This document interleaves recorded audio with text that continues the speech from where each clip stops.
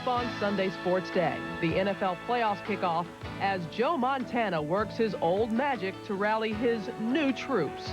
And Brett Favre was sharp as the Pack seek revenge at the Dome. The figure skating championships ended last night. Would it be the end of Nancy Kerrigan's Olympic hopes? We'll look back at her tragic week.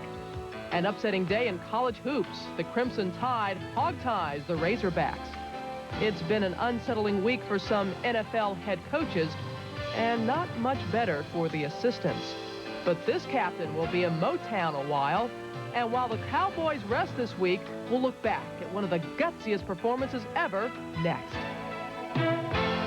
Sports Weekly is presented by Delta Airlines. Good morning. I'm Dick Schapp, and welcome to Sunday Sports Day, January 9th, 1994. 2 hours of news, views, reviews, and previews, highlights and sidelights, cheers and jeers. The Kansas City Chiefs and the Green Bay Packers, the teams that met in Super Bowl I, took the first step toward Super Bowl 28 yesterday. Robin Roberts is here, as usual, to lead us through our opening hour Sports Weekly. And Robin, the games yesterday were so similar, each team coming from 10 points down in the second half. One rally orchestrated by veteran Joe Montana, the other by young Brett Favre. But, Robin, it doesn't seem fair that the reward for both teams is next week to have to go play in Texas. That's true. Two of the better teams in the league found in Texas, the Oilers and the Cowboys. Many feel that those two from Texas will meet in Super Bowl 28. And a little bit of a debate here whether or not that will be a first, if that should happen, two from the same state. The New Jersey/New York Giants and the Bills, of course, being the other two from New York. Well, some of us don't recognize New Jersey, at least not clearly. Ooh, you said it, Dick. All right, we'll check back with you throughout the morning. Let's begin the morning talking hoops. We'll step on campus in a moment for all the upsets. First, though, pro hoops. The Jazz travel to Seattle to take on the Seattle Supersonics. It's tough to beat the Sonics on their home court. They had only lost once at home this season. The Suns, the only ones to beat George Karl's team at home. They were looking to go 15-1 at home. Into the first quarter, the outlet pass to Detlef Schrempf.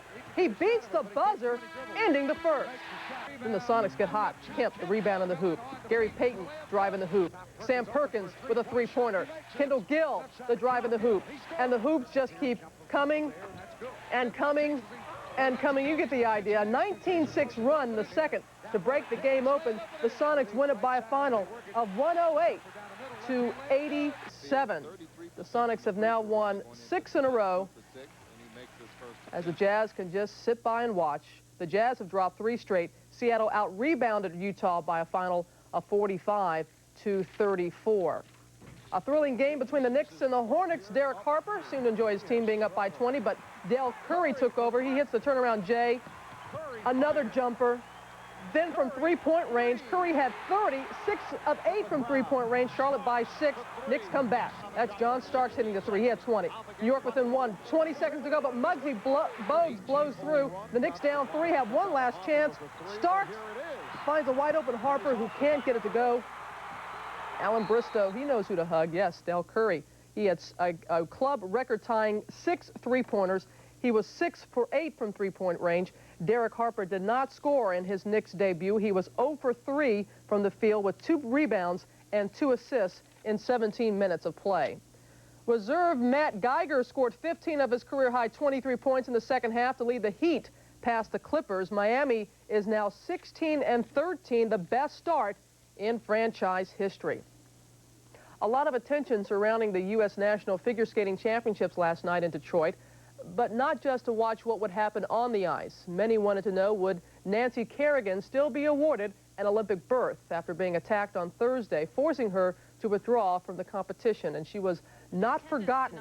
Plenty there to support Nancy Kerrigan, who was on hand to watch the final skate last night, watching from a private box, but many fans for Tanya Harding as well. And she was steady, nailing the triple Lutz. Then the double axel into the triple toe loop. And with a performance like that, Harding would go on to take the gold. A solid performance by Tanya Harding. 13-year-old Michelle Kwan finished second, but the second Olympic spot will go to Nancy Kerrigan. The U.S. Figure Skating Association voted unanimously to place Kerrigan on the team in place of Kwan. We'll have more on Kerrigan's week a bit later. Jimmy Roberts will join us live from Detroit. And staying on the ice, Last night in the NHL, the Canadiens hosted the Rangers, Montreal unbeaten in its last 4 games, while the Rangers' sputtering offense had produced just 5 goals in their last 3 games. Mark Messier hoping to help the Rangers avoid back-to-back losses. The Rangers jumped on top early. Messier feeds Jeff Bukaboom, who beats Patrick Waugh. A rare goal for Bukaboom as the Rangers go up 1-0. Now 2-1 Rangers in the second. Kirk Muller picks up his own rebound, beats Glenn Healy. That tied the game at 2-2. Still in the second, John LeClaire shoots and picks up his own rebound to beat Healy. 3-2 Canadiens, and that is how it would end by a final of 3-2. 34 saves for Patrick Waugh. The Rangers have dropped 4 of their last 6 road games and 3 of their last 4 overall. They haven't lost 2 straight since October.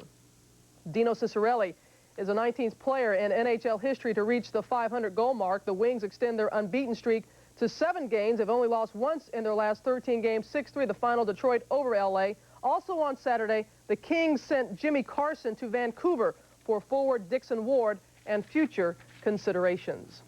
Now to college hoops. A number of upsets on Saturday, beginning at the top.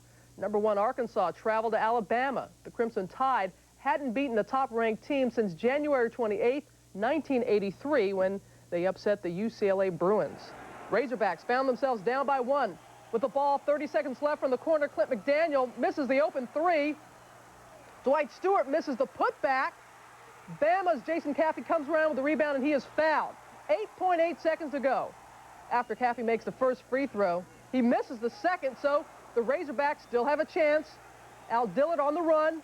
The Razorbacks lose the ball, get it back, lose it again. Time expires. 66-64 is the upset final. The Razorbacks' winning streak to start the game, to start the season, I should say, comes to an end at 10. Artie Griffin with 14 points. Corey Beck scored 14 to lead Arkansas. Another SEC battle between Georgia and Kentucky. 10 seconds left. Kentucky down by 3. Travis Ford to Tony Delk.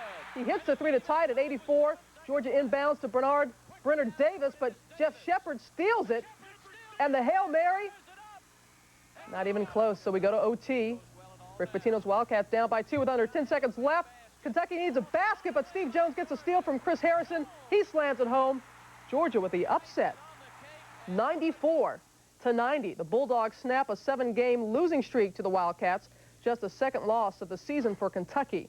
The Cats were out-rebounded by the Dogs, 54-38. Also in OT, Louisville upset by VCU, snapping the Cardinals' 10-game winning streak. Kendrick Warren with a game-high 25 points as VCU wins its Metro Conference opener. To the Big East for UConn and Boston College. Huskies get a spark from Donyell Marshall. Oh, he had 24 points, 16 boards. Late in the second half, Boston College trailing by 2. Lower left of your screen, you see Bill Curley. He steps in the lane violation. Ollie would then go on to hit the free throw. Huskies with a 3-point lead. Next possession for BC, down by 3. Bill Curley goes for the 3 to tie it, but comes up short. Curley not happy about his performance. UConn hangs on 77-71. Donyell Marshall, as I said, 24 points, 16 rebounds. The Huskies have won their first 3 Big East games. BC is now 2-1 in conference play. We certainly are delighted you decided to join us again this Sunday morning. Last Sunday, Buddy Ryan let his fists do the talking. Later in the morning, we'll give you the blow-by-blow of Buddy Ryan versus Kevin Gilbride. Isaiah Thomas has taken some blows over the years with the Pistons, and he is going to be handsomely rewarded for his services, years of services, in Motown. You see what I mean later. Coming up next, Say It So, Joe. Montana and the Chiefs in a thriller over the Steelers. Highlights when we come back.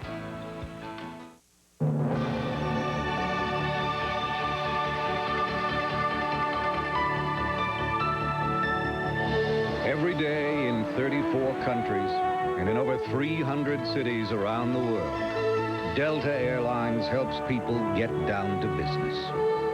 Every 17 seconds, Delta has a flight taking off to the world of facts and figures, buying and selling, budgets and bottom lines.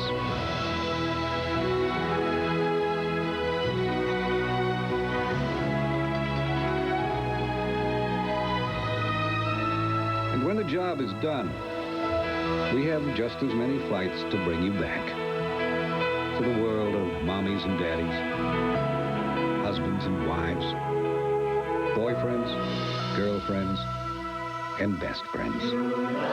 Delta Airlines. Has Saturday night lost its magic? Boy, you girls sure are cute. And I don't eat meat because I'm a veterinarian. Oh, boy. Hello? You know what I'm talking about. Not a clue. Honey, you look finer in a new set of snow tires. You know, you just might want to stay home with HBO Saturday nights. A never-before-seen on HBO movie every Saturday night, 52 Saturday nights a year. Guaranteed. So what are you going to do this Saturday night? I don't get it. No kidding. HBO Saturday nights. Most of the floats at Mardi Gras are made right here at Blaine Kern Artists. They make things bigger than life. But for office supplies, they make one call to Office Depot. Office Depot takes care of business for millions of companies throughout North America. From Bourbon Street to Main Street, we guarantee low prices every day.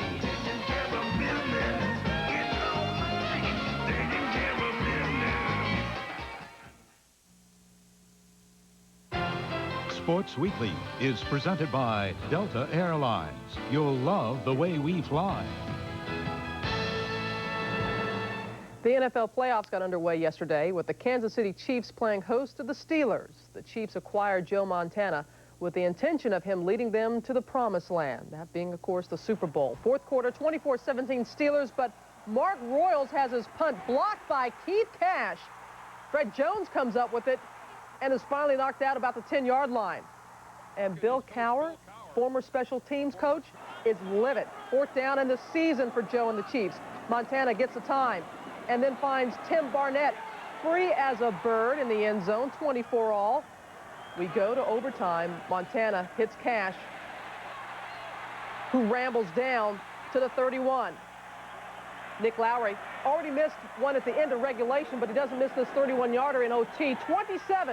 27-24 Chiefs. Joe and the Chiefs live another day. Next for the Chiefs, a trip to Houston to play the Oilers. Montana completed 28 of 43 passes for 276 yards. Marcus Allen with a key touchdown.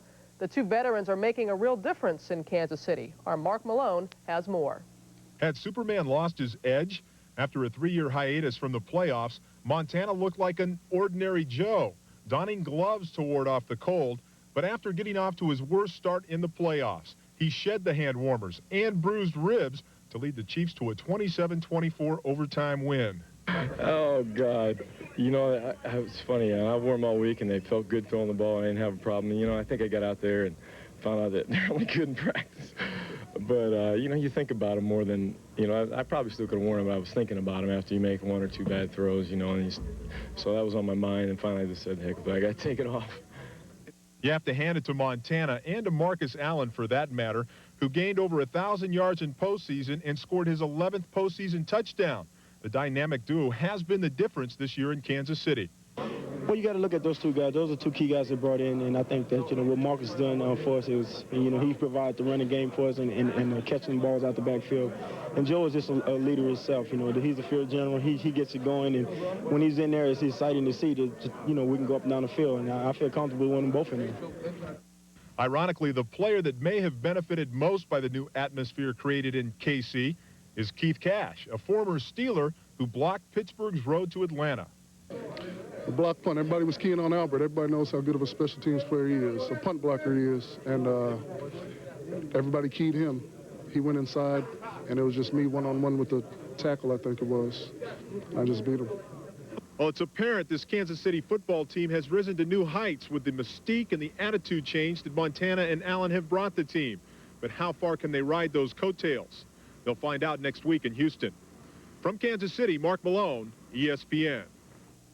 For the second time in 6 days, the Packers and the Lions went head-to-head.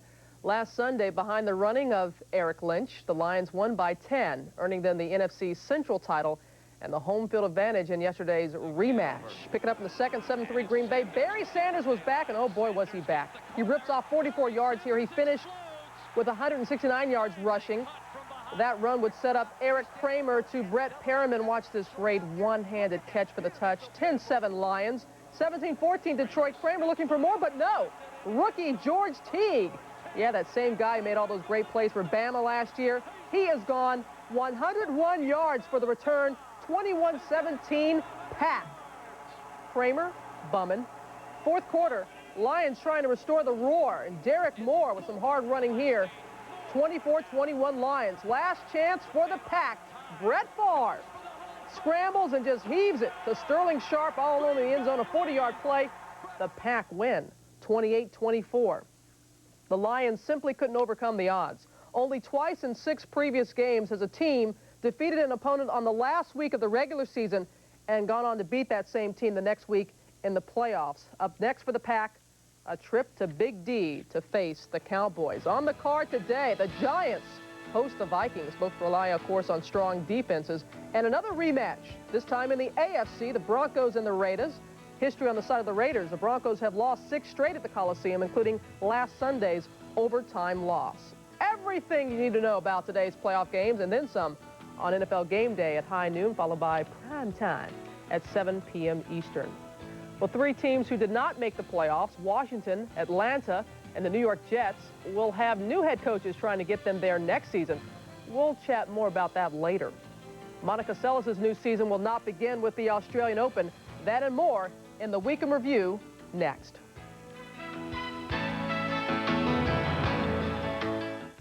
No imitation. It's real. Oh, yeah, it's real. It's authentic. This is what it's all about. We're not in pretend land here. NFL Pro Line, the clothes of the pros. You got to dress up and look nice. I wear Pro Line in practice. I wear it in game. Pro Line is very strong. Even Derek Thomas can't rip it. Who says I can't rip it? Derek Thomas can't rip it. Derek Thomas can rip it. NFL Pro Line. Wear what the pros wear. Doesn't Foot Locker have it? Oh, yeah. Foot Locker has it. Get it on at Foot Locker. It's real. Today's office doesn't always come with 4 walls, so no matter where your employees do business, AT&T has a way to help. Call now for the AT&T Corporate Calling Card. We can customize a plan from over 70 features like flexible billing by location, individual, or account code, fraud protection, discounts up to 40%, and worldwide access. The AT&T Corporate Calling Card. Find out how customized a calling card can be. We're under budget. We're ahead of schedule. Sports night is a sportscaster's dream. The idea is to put sports in a cultural context. It's a chance to kind of break away from the mainstream. I mean, it's no longer just going to a game or watching a game. Something for the surfers, the skiers, the mountain bikers. It's now a huge industry, huge effect on people's lives. People who are really interested in sports, but not the typical sports. Possibly huge revenues. For me personally, that's what I'm looking for. Keith and Susie, Sports Night. More from the U.S. Figure Skating Championships. Jenny Minnow and Todd Sam were victorious in the pairs competition. They're headed to Lillehammer. The news of the week was, of course, figure skater Nancy Kerrigan being attacked. That same day, Monica Seles, who, as you know, is recovering from being attacked by a spectator, announced she's not ready to return to competition. Chris Myers now with the Week in Review. It's been a stormy beginning for 1994. Monica Seles, who appeared ready for a comeback, will now miss the Australian Open. Her management has not yet set a date for her return to the court. In other unfortunate news, medical examiners revealed that Jeff Alm was legally drunk at the time of his suicide. The level for purposes of DWI, driving while under influence, is .100. So you could say that roughly 1.5 times drunk in the case of Mr. Alm. In baseball, the Mets finally terminated their tumultuous relationship with outfielder Vince Coleman. Coleman, whose firecracker incident caused the team much embarrassment, was traded to the Kansas City Royals. I thank the Kansas City organization for giving me the opportunity to be back in the uniform. I had little doubts in mind, you know, for the last 3 or 4 months. It's been very hard for my family and myself. In return, the Mets receive a familiar face, Kevin McReynolds. Mets GM Joe McIlvaine feels McReynolds, a Met between the years of '87 and '91, can still contribute to the Mets now. I think he's a very misunderstood guy, to tell you the truth. Because he is not a rah-rah type, keeps to himself and is quiet, some people misinterpret that as indifference. 2 other major leaguers received some good news. Roberto Alomar, who broke his leg in winter ball, will not need surgery. He should be ready for the beginning of the season. And Tony Gwynn is actually a star player that the Padres want. Gwynn signed a 2-year extension with the team worth $8 million. Onto the ice, Some NHL stars on some hot teams. New York Rangers winger Steve Larmer, who entered the season with a streak of 884 consecutive games, broke his hand Wednesday against the Flames. He's expected to miss up to 4 weeks. Blues defenseman Phil Housley underwent back surgery Tuesday, likely to miss the remainder of the regular season. And Dallas Stars forward and all-star Mike Modano suffered a sprained knee Thursday against the Flyers. His status remains uncertain. Something no longer uncertain is the status of Evander Holyfield's future. However, who his next opponent will be is still up in the air. We are hoping to fight Lennox, but they talking about Michael Moore. And if we can't get around the Michael Moore fight, then we have to fight Michael Moore. The status of Texas A&M's football program was cleared up. The Aggies placed on 5 years probation for major violations committed between 1990 and 1992. The violations include the paying of athletes for work in summer jobs that were not performed. This announcement led to top running back Greg Hill declaring his eligibility for the upcoming NFL draft. Someone who will not be leaving for a while, Auburn head coach Terry Bowden. He was given a new 5-year extension with a hefty pay raise. And finally, in the U.S. Olympic figure skating trials in the men's division, Brian Boitano made a triumphant return out of retirement, finishing second to Scott Davis. His second-place finish gives him a spot on the U.S. team. Well, Buddy Ryan was at it again last Sunday. A bit later, we'll discuss Buddy's latest antics, which this time involved a fellow assistant coach in Houston. Buddy would have felt right at home on the ice last night, the way the Canucks and the Leafs went at it. That and more when we come back. At BASF, we don't make the skates. We make them ride smoother. We don't make the shampoo. We make it gentler. We don't make the music. We make it clearer. We don't make the surfboard. We make it stronger. At BASF, we don't make a lot of the products you buy. We make a lot of the products you buy better. BASF. You don't think a car can change your attitude? Watch. Take this guy, give him a probe, lose the sweater, change the hair, voila. Or her. Give her an Escort GT, lose the glasses, make over city, and bingo. Whoa, this guy needs a Ranger bad. Let's do that grunge thing, and off you go. A lot of work here. Definitely Mustang. Lose the pocket protector. Heck, lose the whole outfit. And throw that man a wave. Ford. Serious attitude adjustment. Hi, I'm Tina. This is my baby. I feed her, nurture her, and I guide her. Believe me. At 130 miles an hour, when she starts to whine, I'm a real mother.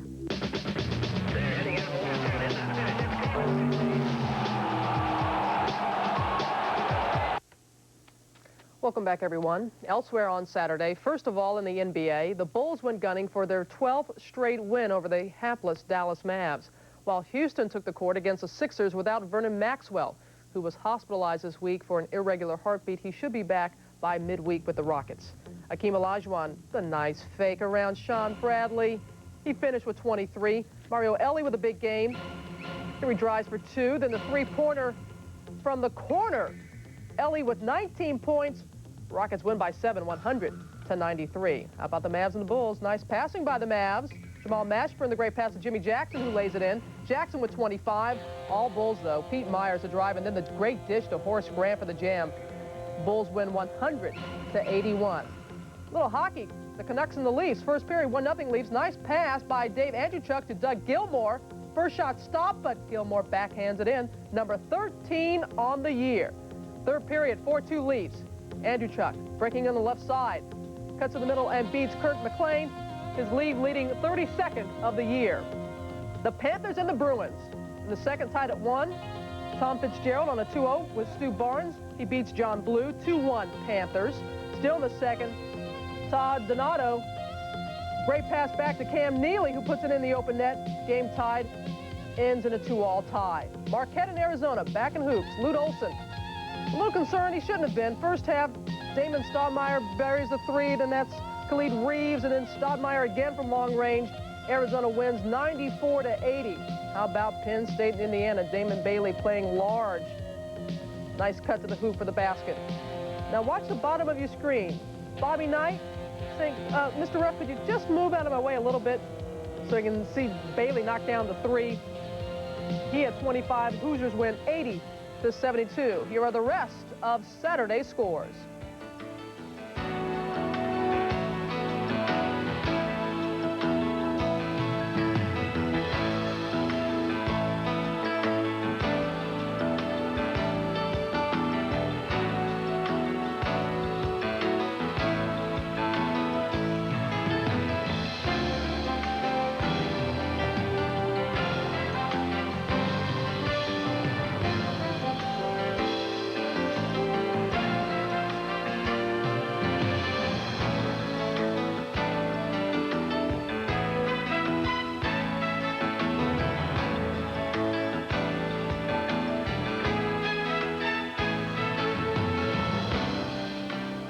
Still to come, a look back on Emmitt Smith's inspiring performance last Sunday, plus others who have had memorable moments despite playing in pain. Even more painful, though, is being fired. The axe fell on 3 NFL head coaches this week. Details when Sunday Sports Day continues. You know, winning a Super Bowl is great, but now I'm winning with Interstate batteries. And this year, we won the ultimate NASCAR race. We won the Daytona 500. Interstate has a lightning-fast restocking system. So we had a fresh, powerful battery for a great start and a winning finish. So get the battery that won the Daytona 500. Wherever you see this sign, Interstate batteries. We check them before you buy them. For fresh power, guaranteed. One love, one heart. Yeah, now let's get together and feel alright. Come to Siboney, Jamaica's deluxe all-inclusive resort for couples and singles. Enjoy spacious suites and pools, 4 gourmet restaurants, sports facilities, beach club, and more. It's Siboney. Come to Jamaica. You got to feel. Call for your free vacation kit. Take one of the top teams and one of the best backcourts. Tar Heels and the Yellow Jackets. Watch it. College Hoops. Wednesday at 9 Eastern, only on ESPN. Sports Weekly is presented by Delta Airlines. You'll love the way we fly. When the NFL regular season ended last Sunday, you knew a few head coaches were in trouble. Joe Bugle was told to win this season or else. The Phoenix Cardinals rallied behind Bugle to finish the year at 7-9. He still has a job. 3 others weren't as fortunate this week. The executioner arrived this week for some NFL head coaches. On Tuesday, he found 2 victims. In Washington, D.C., Richie Pettibone was fired after only 1 year as head coach. Injuries and poor play by key players contributed to Pettibone's demise. Owner Jack Kent Cook made his decision following a morning meeting on Tuesday. Personally, I would have liked more time, but you know, that's not my call, and that's the way it is. While Pettibone's firing may have been a surprise, Jerry Glanville's was not. His black attire, his zaniness, and an overall 27-37 record as Falcons head coach led to his downfall. His rebel attitude made him an unpopular man among the coaching ranks and even among some of his players. You know, there's a couple of guys that, you know, he really did not play him because he had a grudge against them, and I don't think that's right. You know, you play your best players and, you know, the talented players, you try to win games. No, I really didn't, you know, care for Jerry that much. On Friday, Jets head coach Bruce Coslett was given his walking papers. Although improving on 1992's 4-12 season with an 8-8 record this year, Coslett's inability to bring a winner with the signings of several free agents led to his ousting. A final day loss to the Oilers, 24-0, was a reflection of the final 6 weeks of the season. But unlike Glanville, player support was still high. Surprised, shocked, disappointed, at the same time, somewhat relieved that they didn't just totally clean house. Defensive coordinator Pete Carroll was elevated to head coach. Bruce and I have been friends for over 20 years. I'm saddened and thrilled at the same time, and it's a real mixture. And I'm thankful for this opportunity. Later today in Knoxville, University of Tennessee quarterback Heath Schuler will announce whether or not he'll turn pro. Tomorrow is the NFL's deadline for underclassmen to apply for the draft. Many have already made up their minds, like Fresno State quarterback Trent Dilfer. He's leaving early. At 6'5", 230, the third-team All-American is expected to go early. Sophomore defensive lineman Dan Big Daddy Wilkinson is also leaving. He had 45 tackles this year and 8.5 career sacks with Ohio State. Texas Tech Byron Bam Morris is also entering the draft. He led the NCAA in rushing with over 1,750 yards. And Texas A&M Sam Adams is also leaving along with teammate Greg Hill. Let's take a look at others who are headed to the NFL. Add Marshall Faulk to that list along with William Floyd. David's brother Jimmy Klingler is headed to the NFL, as is linebacker from UCLA Jameer Miller, and Darnay Scott, a teammate of Marshall Faulk at San Diego State. Back to college hoops, with Arkansas losing on Saturday to Alabama, we'll again have a new #1 team when the polls come out this week. As we showed you earlier, the Razorbacks weren't the only upset victims yesterday. Bob Ryan has something to say about all that, and he joins Dick in New York. Dick? Robin, Bob Ryan has a keen basketball eye. Focus that eye on the Big Ten. I wish I had a season ticket to the Big Ten to see the big games this year. It is a big 6 or 7, perhaps. Before the season, a colleague of mine, Mark Lauchin, said, watch out for Purdue. I said, what? They got one guy, Glenn Robinson. Apparently, that's enough. He's the best player in the country. They're undefeated. Wisconsin, what a job Stu Jackson has done. He's got a great recruit in Rashard Griffith. He's got maybe one of the great forwards in the country, Michael Finley. He's undefeated. Then we get to the perennials. You know, Indiana, Damon Bailey having a big year. Bob Knight's always going to have them ready. Michigan, no more Fab 5 or Fab 4. They have some off nights. Arizona drilled them, but basically a very dangerous team still. You've got Minnesota. Clem Haskins has got a fine team up there. Ohio State can beat people. Illinois can beat people. Who have I forgotten? I mean, it goes on and on. It's just the depth of the conference is frightening. Now, Glenn Robinson is the best player in the country. Yes. Where does Jalen Rose rank in Well, Jalen Rose is a boy, you hit me. Interesting. He's a very talented player, but he's moody. He's hard to classify. He'll be an NBA player, but of what greatness, I really don't know. And you mentioned the emergence of Damon Bailey, fulfilling the early promise. Finally. Can he be an All-American this year? He can be one of the great college players. His size and his particular skills may not loan themselves to be a great pro, and it's taken him 3 years to develop them into college to be what they thought he was going to be as an 8th grader, but he's a terrific college player now, and he's having a great senior year. Robin, remember when the Big Ten used to be a football conference? Thanks, Bob. I do remember. Thank you, gentlemen. Much more to come here on Sunday Sports Day when we come back. As the Houston Oilers turn, I don't think you'd exactly call this the buddy system at its best. Buddy, what do you think about the strategy during the first half? I think actions speak louder than words. Why is Embassy Suites twice the hotel? First, you get a suite with 2 big rooms. Evening beverages are on the house, not on the bill.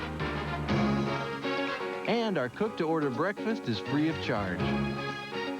Obviously, this isn't your typical hotel.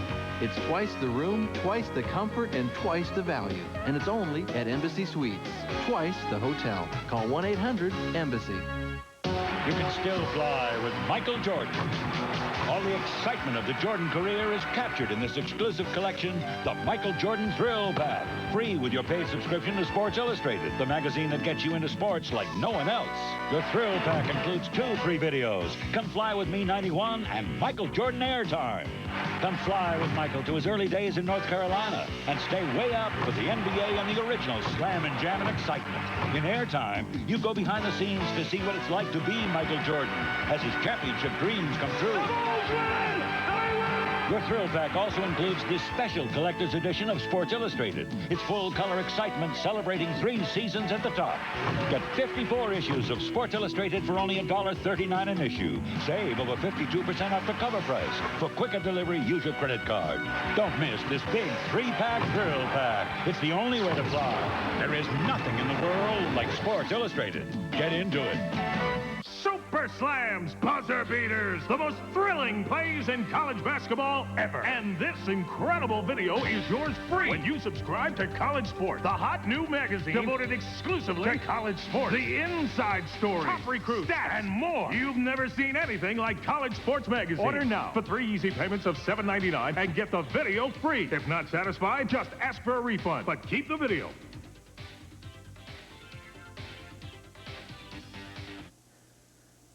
What should have been a quiet off week for the Houston Oilers was anything but. The talk of the town this week, Buddy Ryan letting Kevin Gilbride note exactly what he thinks about the Oilers offense. Just another chapter in Ryan's book. To many around the league, the Oilers have become a daytime drama. That's Buddy Ryan taking a swing at Kevin Gilbride. He's a heck of a coach, just acts like a jerk sometimes. They really ought to make that a soap opera, you know. I think it would probably be high on the Nielsen ratings. All My Buddies, starring Jack Pardee, Kevin Gilbride, and Buddy Ryan. Obviously, what transpired last night is something that's been building for a long time. I thought we weren't going to talk about this. I thought I told you everything about it last. It was an unfortunate incident. I'm embarrassed by what took place, and I can only assure you that nothing in the future will detract from my preparation or my efforts to contribute to the Oilers' effort to get to the Super Bowl. It's a difference in coaching philosophy and the heat of the battle, so that's all I'm going to say about it. 65 people are not going to agree on everything, or certainly not going to be alike. We don't expect them to, but the key to it is make sure you have a good working professional situation, and that's what we're striving for. Everybody doesn't have to be best buddies. I've had a few coaches I'd like to punch myself. And I'm certain there was a few that would have liked to punch me. Fortunately for the Oilers, the players let it go in one ear and out the other because it's been going on all season. We're a family, so with any family, there's going to be fights. So, you know, if they were fighting and whatever they were fighting for, I'm sure they'll get that smoothed out and then we'll just move on. Buddy, what do you think about the strategy in the first half? I think actions speak louder than words. Buddy Ryan apologized today for throwing a punch at Kevin Gilbride. Problem is, Ryan apologized to his defensive unit for causing a distraction. Will Buddy be apologizing to Gilbride? As Buddy so eloquently put it today, quote, "I don't think so." Bud Adams is a kind of owner who likes turmoil. He likes Mavericks. Bud's probably laughing about it, but it's an embarrassing situation for the league. It's probably killed any chance Buddy Ryan has of ever getting a head coaching job. Tune in next time to see whether an Oiler is struck again on All My Buddies.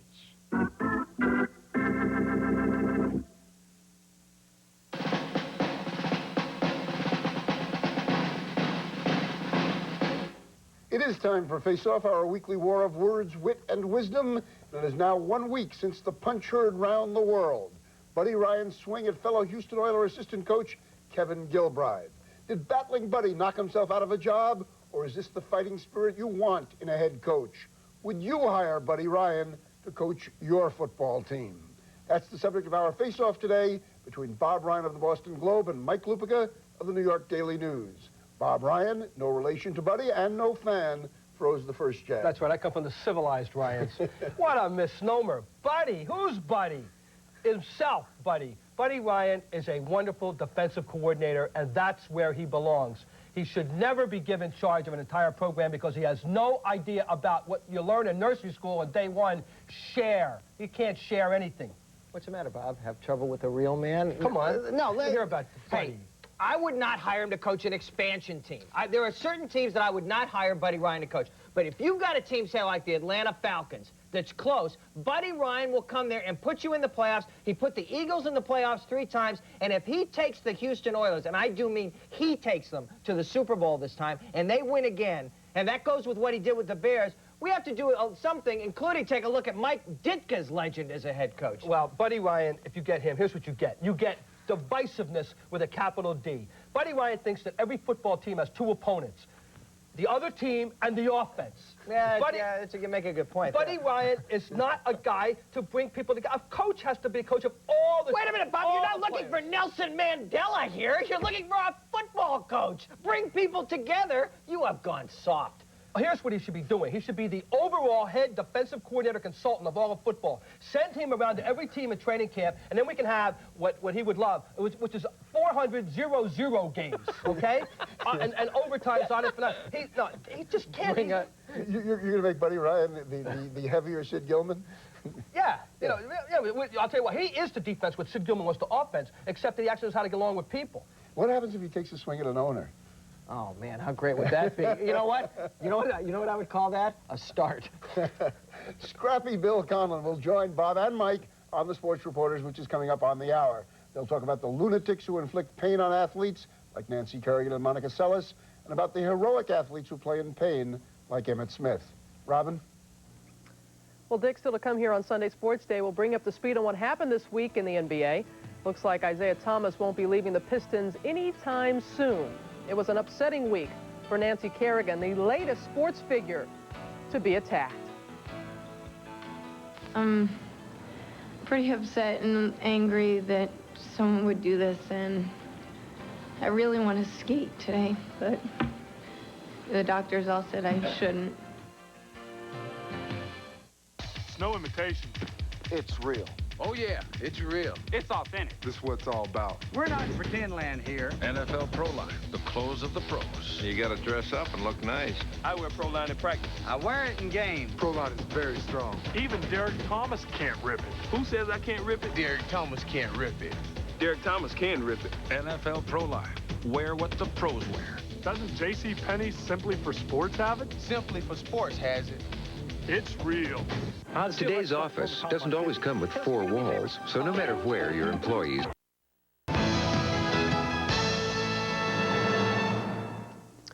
Quite honestly, folks, many of us involved in sports were happy to see 1993 come to an end. It was a year of much tragedy and sorrow.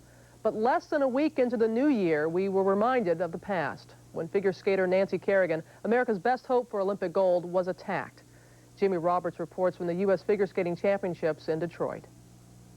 This was the week when Nancy Kerrigan was to have completed her arduous climb back from a disastrous performance at last year's World Championship, where the then U.S. national champion finished 5th.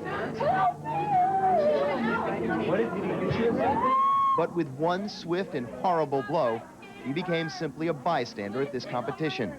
Nancy Kerrigan will not be competing in the 1994 legs United States Figure Skating Championships. Doctors diagnosed her injury as a serious bruise. Her swollen right knee was drained on Thursday morning. Doctors also discovered about 20 cc's of blood. It was then they decided that Kerrigan should withdraw from the competition. I really want to skate today, but the doctors all said I shouldn't, just to prevent any worse injury. Kerrigan's assailant was not caught. Police were assembling a composite sketch of the suspect based on interviews with Kerrigan and other eyewitnesses. Officials have yet to explain how the assailant gained access to Kerrigan at the Cobo Arena, one of the official practice sites for the event. There was no security for probably at least 100 yards that I know of. That I know because I ran in both directions, couldn't find anybody. I was a little upset when I fell down. There was nobody there, so I would scream, "Somebody help me." And then they came. Kerrigan is expected to have an MRI examination on her knee on Monday. This should provide some insight into how long her physical recovery will take. Her psychological recovery may be a different matter altogether. Certainly like them to catch him so he could never do this to someone else. Or again, you know, I'm angry. I'm angry. I can't believe that one human being would deliberately hurt her. If she can go, she has to go. Otherwise, we're honoring his attack. And in fact, Nancy Kerrigan will be going to the Olympic Games. Late last night, the 45-member United States Figure Skating International Committee decided that she will be granted an at-large bid. Of course, Tanya Harding will also be going. She won this competition last night. But Michelle Kwan, who finished second, will not be going. She is the alternate. Nancy Kerrigan has already started physical therapy. And yesterday, Malin Bradley, who is her personal physician and also the United States Figure Skating Association orthopedist, said that she could be back skating in a week and jumping in as little as 2 weeks. Jimmy, is Michelle Kwan in agreement that Nancy Kerrigan should go to the Olympics instead of herself? Yeah, I think that she's clearly on the record. It's, first of all, publicly, I don't think that she could take any other position. Nancy Kerrigan is probably one of the most sympathetic figures in the United States, if not all the world right now. But Michelle Kwan has said that she has no problem with it. And remember, she's only 13 years old. She's probably going to be around for another 2 Olympic Games. Real quick, Jimmy, we saw the composite of one of the attackers, or the supposed attacker, but there are 2 composites out. Is that correct? There are 2 composites out. My personal opinion, after having been here all week, is that the Detroit police are no closer to finding this assailant than they were, I don't know, Wednesday or Thursday afternoon. All right, Jimmy. Excellent work. Thank you very much for joining us. When Sports Weekly continues, we'll look back on what happened this week in the NBA. Shaquille O'Neal wasn't exactly intimidated by Patrick Ewing and the Knicks. Back in a moment.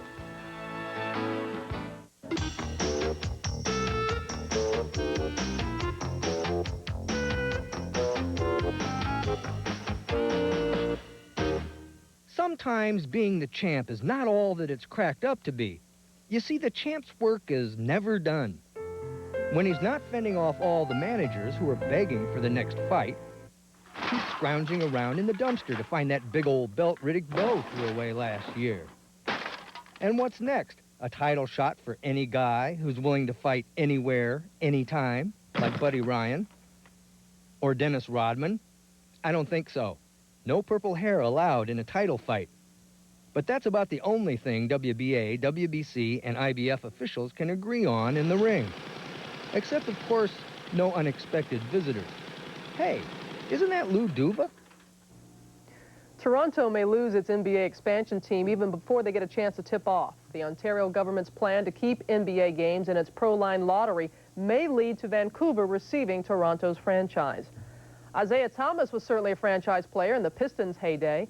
And as Linda Cohn is about to tell us, Isaiah may soon own a piece of the franchise he helped build.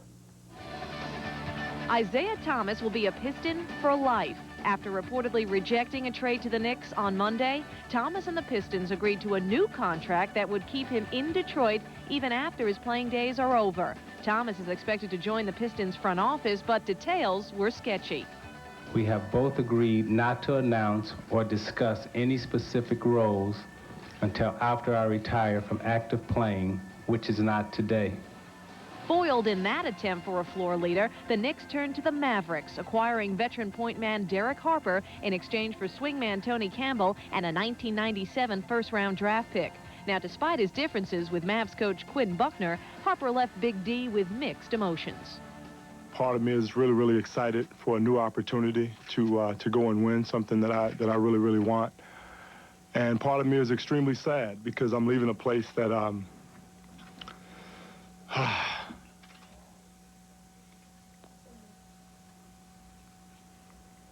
it's still home to you. I'm leaving a place that's tough to leave, man. Scary news for another Lone Star State Guard. Vernon Maxwell went into the hospital Friday with an irregular heartbeat. Maxwell had complained of a rapid heartbeat following a chest bruise he received December 23rd in a game against Denver. Also out, Charlotte's Alonzo Mourning and Larry Johnson. Mourning has a sprained ankle, Johnson a sore back. The Hornets lost 2 straight, including a setback at the hands of the Blazers. Portland was without starters Clyde Drexler and Terry Porter. Charlotte blew a 21-point lead as Cliff Robinson scored 21 of his 29 in the second half. The Blazers are 7-0 all-time in Charlotte. Patrick and Shaquille went head-to-head Tuesday, with the Knicks earning the win. Ewing and O'Neal each scored 26 points. John Starks had a game and a career-high 39 for New York. Rookie forward Vin Baker tallied a career highs of 29 points and 12 rebounds for the Bucks as Milwaukee beat the Nets by 9 on Wednesday.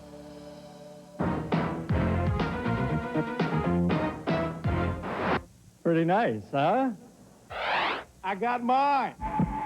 That gets my heart pumping. It's back.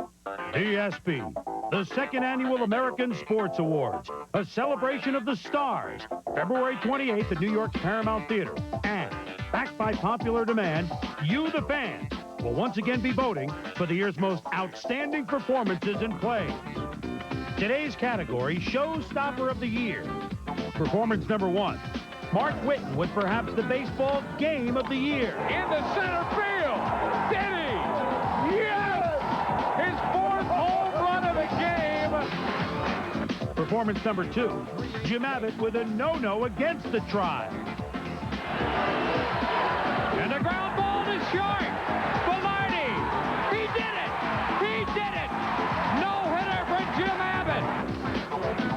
Performance number 3. Boston College shocking Notre Dame and shocking the college football world. It is good! He beat Boston! Boston College wins! Performance number 4. Mario Lemieux gaining the respect of the New York crowd with a 5-goal effort. We'll give Mario Lemieux a standing ovation here in New York. Performance number 5. Evander Holyfield regaining the heavyweight title against Riddick Bowe. Those are your nominees, so what are you waiting for? Call 1-900-454-ESPY from your touchtone phone.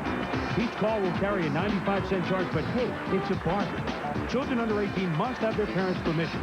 A portion of the proceeds from the call will be donated to the V Foundation. And its motto is, don't give up. Don't ever give up. Sports Weekly is presented by Delta Airlines. You'll love the way we fly. Let's hoop it up with a look at how the top 25 teams in the land fared on Saturday in college hoops. Upsets galore.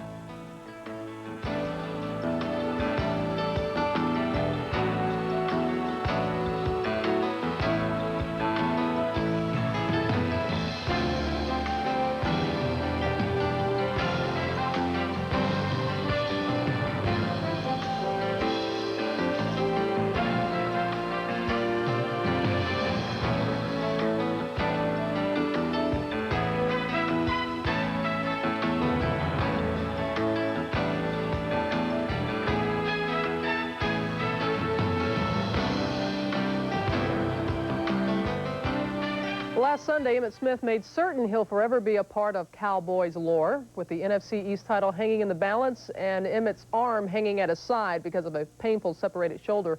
He rushed for 168 yards in the Cowboys' overtime win against the G-Men.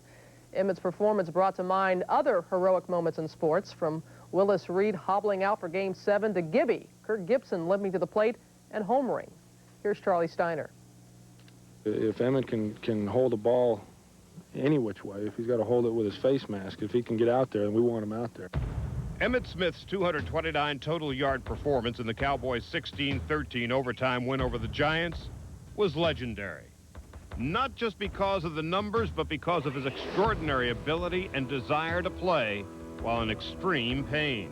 On 3rd and 2 in the final minutes of the first half, Smith broke through a big hole, picked up 45 yards, but was brought down hard by Giant safety Greg Jackson. The Cowboy star running back had to leave the game with a first-degree separation of the right shoulder. It seemed nearly impossible that he could return. But in the third quarter, not only did Emmitt Smith come back, he played well, disregarding the excruciating pain that showed after nearly every play. And me, being a competitive person, wanted to win. Want to do everything in my power to help this team win and get back into the playoff and hopefully do well there. I wanted to play, and I didn't care. His relentlessness to overcome such adversity can be matched only by a few other athletes. 5 years ago against the Saints, Lawrence Taylor played with a severely bruised shoulder. He had dominated New Orleans with 5 tackles, 3 sacks, and 2 forced fumbles. He wants to play in this football game. This is like a gladiator. I mean, if we had Julius Caesar sitting up there, he'd probably be applauding this man's effort. Jack Youngblood helped lead the Rams to Super Bowl 14, playing with a broken leg, which he suffered in the first round against the Cowboys. Willis Reed struggled to overcome an injured hip in Game 7 of the 1970 NBA Finals. While Reed managed just 4 points by just showing up, he helped the Knicks win the NBA title. In Game 6 of the 1988 NBA Finals, Isaiah Thomas overcame a sprained ankle. He scored 43 points, including an NBA record 25 in the third quarter. His valiant effort, though, was in vain as the Lakers beat Detroit for the title. That same year, with the Dodgers trailing 4-3 in the bottom half of the 9th inning, Kirk Gibson, ailing leg and all, came forward and provided an incredible ending to Game 1 of the World Series. Gibson swings and a fly ball to deep right field. This is going to be a home run. Unbelievable! A home run for Gibson. The Cowboys were in a must-win situation, fighting for the NFC Eastern Division Championship and home field advantage throughout the playoffs. And the man who led them to that point wanted to be a part of it. I really didn't know what I couldn't do or what I could do until I got out there. And the only thing that really was going to bother me was direct shots on it, falling on it. All he did was carry the ball 13 times for 59 yards and catch 4 passes for another 19. This despite having trouble getting up after the plays ended. We would love to say, Emmett, go to the sideline, but I couldn't fix myself to say it. And he couldn't fix himself to do it anyway. He is a phenomenal player, and he means everything to this football team. The Cowboys struggled at the beginning of the season without Emmitt Smith. But last Sunday, it was his struggle that led the Cowboys to victory.